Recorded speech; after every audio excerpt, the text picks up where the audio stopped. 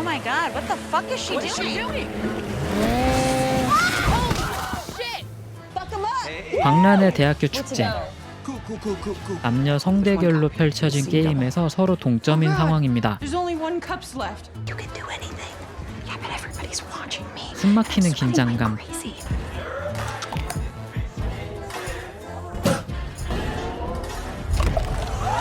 결국 여성팀이 승리를 따냅니다. 내가 왕이다를 외치던 제스는 10년 후 정말 지도자가 되기 위해 선거를 준비 중입니다. 자신의 모습을 흐뭇하게 바라보는 제스. 하지만 말도 안 되는 이유로 지지율이 썩 높지는 않습니다.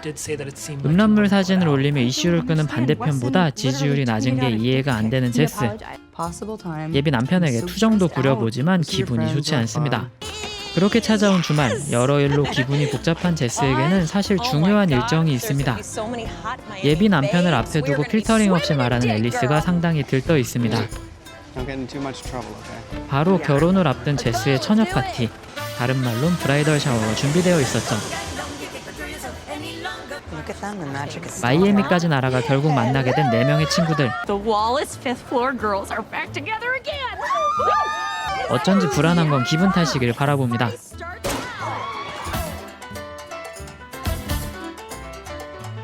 본인들의 숙소로 가기 위해선 이웃에게 열쇠를 받아야 하는 상황. 반나체로 일광욕을 즐기는 이웃도 심상치 않습니다. What brings you to Miami? Business? Pleasure? 드디어 숙소에 입성한 4사람.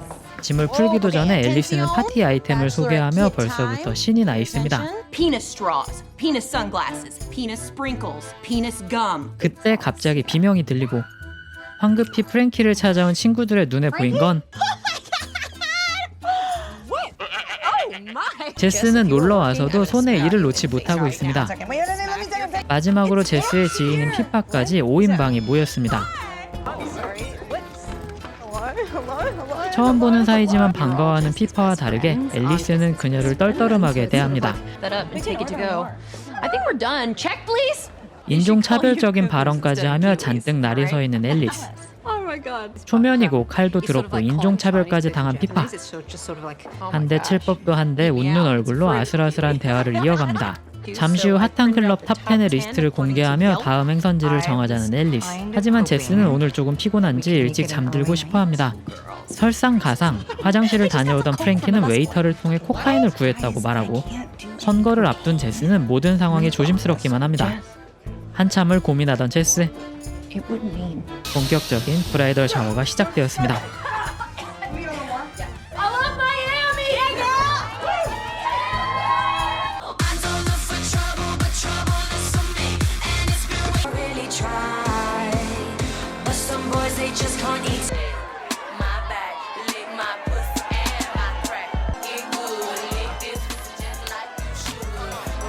광란의 밤으로 지새운 클럽을 뒤로하고 숙소로 돌아온 5인방. 피자도 시키고 물놀이도 즐기고 술도 있고 흥이 오를 대로 오른 밤. 딩동 초인종 소리가 울립니다.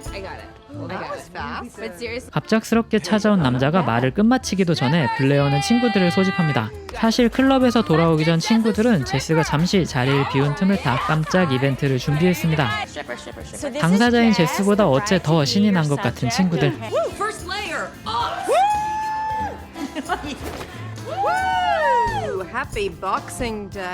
제스도 점점 즐기는 듯 했지만 남자의 선 넘는 발언에 발끈합니다. 뒤를 이어 앨리스가 신나게 남자에게 달려드는데 서랍 모서리에 부딪힌 남자의 뒤통수 뒤로 피가 흥건합니다. 이 순간 파티 끝. 5인방은 벼랑간 사람을 죽였습니다. 순식간에 살인 현장이 되어버린 파티 현장. 모두가 제정신이 아닌 상황입니다. 당장 선거를 앞둔 제스의 멘탈도 박살나버렸습니다. 그때 또다시 울리는 초인종. 피자 배달원입니다. 잘못하면 목격자가 생길 수도 있는 절체절명의 순간. 서둘러 시체를 숨기려고 하지만 쉽지 않습니다. 최대한 자연스럽게 배달원을 쫓아내고 터져버린 멘탈 회복에 먹는 것이 최고라는 앨리스의 말을 따라 벼랑간 먹방도 시작됩니다. 안 그래도 복잡한 상황에 예비 남편인 피터의 전화가 걸려옵니다. 상당히 부자연스럽게 전화를 받게 되는 제스. 통화를 지속하던 제스는 불안감을 못 이기고 모든 상황을 털어놓으려고 합니다. 그런 제스를 말리려던 친구들 덕분에 휴대폰까지 멘탈처럼 박살나버립니다. 상황을 벗어나기 위해 계획을 짜기 시작하는 5인방. 발신자 기록 없이 전화를 하기 위해 편의점으로 선불 휴대폰을 구하러 간 블레와 프랭키. 그 사이 둘을 기다리며 셋은 하염없이 시체만 들여다보고 있습니다. 뜬 눈으로 죽어있는 시체의 눈을 감겨주려고 하지만 적잖이 억울한가 봅니다. 블레와 프랭키가 오기까지 시체를 숨기기 위해 유리창들을 가리고 있던 도중 피냄새라도 맡은 건지 웬 개가 시체 근처에서 짖기 시작합니다. 소란스러움에 목격자가 생길까 두려운 와중 동물과 교감할 수 있다며 피파가 나섭니다. 자신의 팔목을 희생하며 주인에게 개를 보내주고 돌아온 피파. 결국 세 사람은 다른 목격자가 생기지 않도록 차고에 시체를 숨기기로 합니다. 차고에 불을 켰을 뿐인데 차고 문은 고장나고 설상가상으로 부르지도 않은 택시까지 보입니다. 다행히 그 안에 타고 있던 건 블레어와 프랭키. 급하게 합류해 상황을 수습하고자 하지만 이젠 시체를 들 힘조차 남아있지 않습니다. 사방이 유리인 집에서 눈에 띄지 않는 곳을 찾아야 하는 상황. 네, 여기밖에 없군요. 도움을 받기 위해 지인 변호사에게 전화를 걸게 되고 뜻밖의 방법을 알게 된 5인방. 자신들을 지키기 위해 시체를 없애기로 합니다.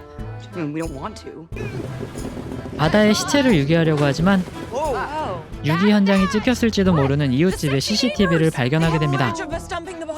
엎친 데 덮친 격으로 멀리 보냈던 시체가 다시 돌아와 버린 상황. 과연 그녀들은 이 상황을 헤쳐나갈 수 있을까요? 오늘의 영화 레이디스 나잇이었습니다.